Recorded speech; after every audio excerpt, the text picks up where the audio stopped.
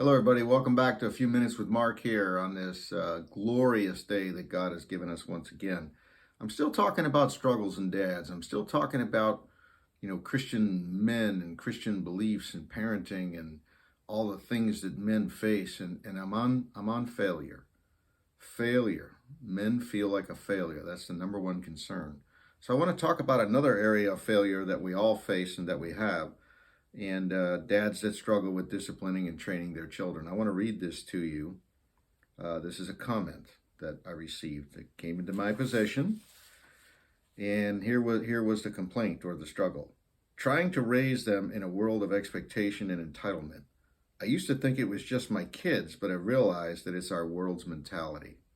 Our culture is saturated with material possessions, and our families are bombarded with messages designed to create a sense of need in us. It can be incredibly difficult to set boundaries and expressions of discipline in this context, in this environment. Yes, that's true. It can be very difficult to set that up in this environment. Well, let's change the environment, gentlemen. That's who we are. We're men. We do things differently. Sometimes we're contrarian to the world. I recommend that you're contrarian to the world all the time. Let's start with discipline. Discipline, and then there's discipline, and let's not forget about discipline. If you're going to discipline your family, your child, you need to be in discipline of your own life. And what is discipline?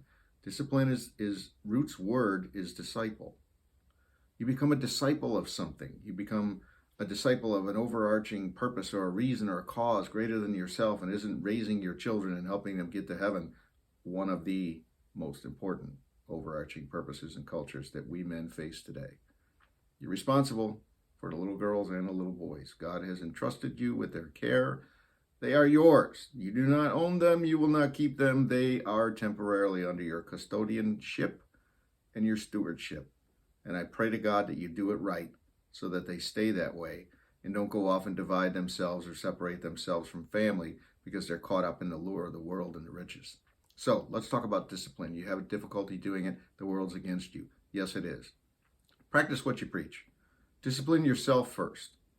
Don't go after the things. Don't support the things. Don't have the things around the house. Don't have the things on the TV. You need to be battling, gentlemen, against these things by your discipline first in order to teach discipline to the children. It's very simple. They spell love, T-I-M-E.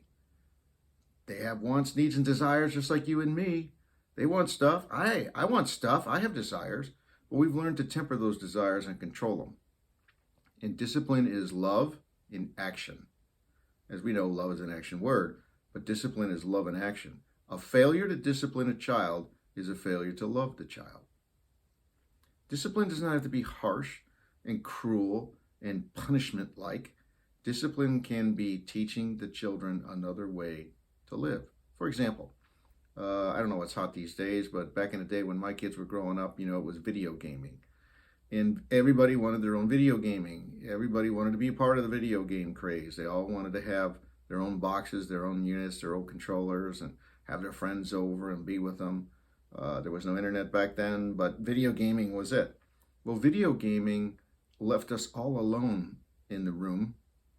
It left the children all alone in the room. It left them behind closed doors. It left them unable to connect because they were sucked into the box and sucked into the game and sucked into the sharing it with their friends, and they became isolated.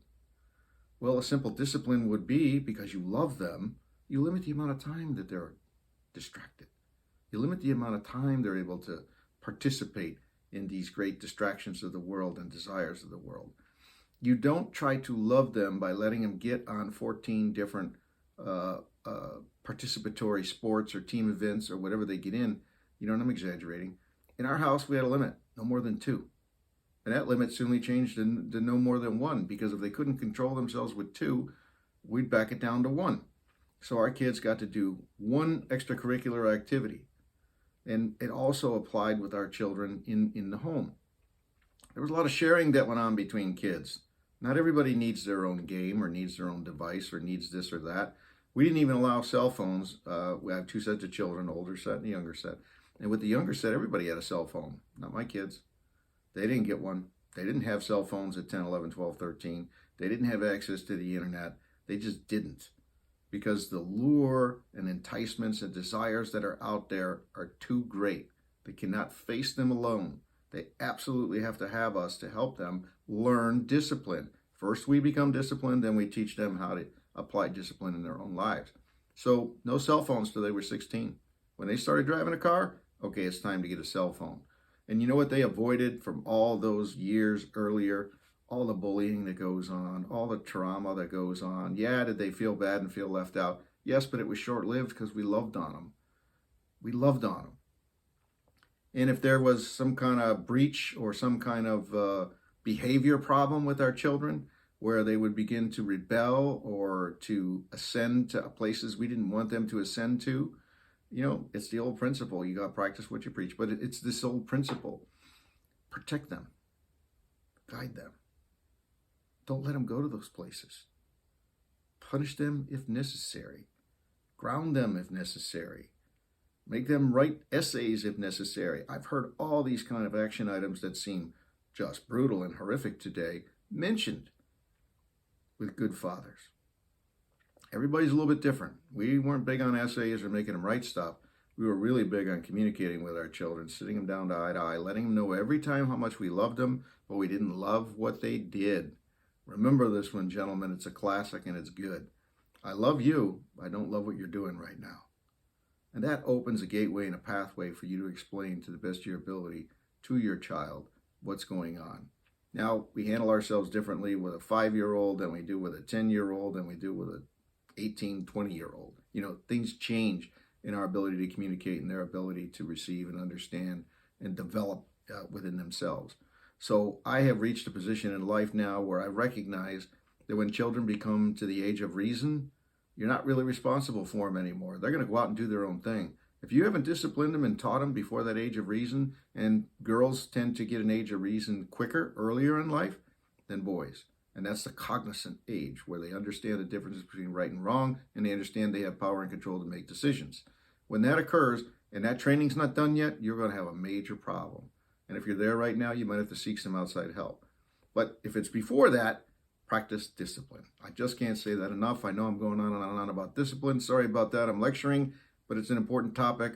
Here's a serious question, man. How can I do it? I can't do this. Our culture is saturated with material possessions, and our families are bombarded with messages.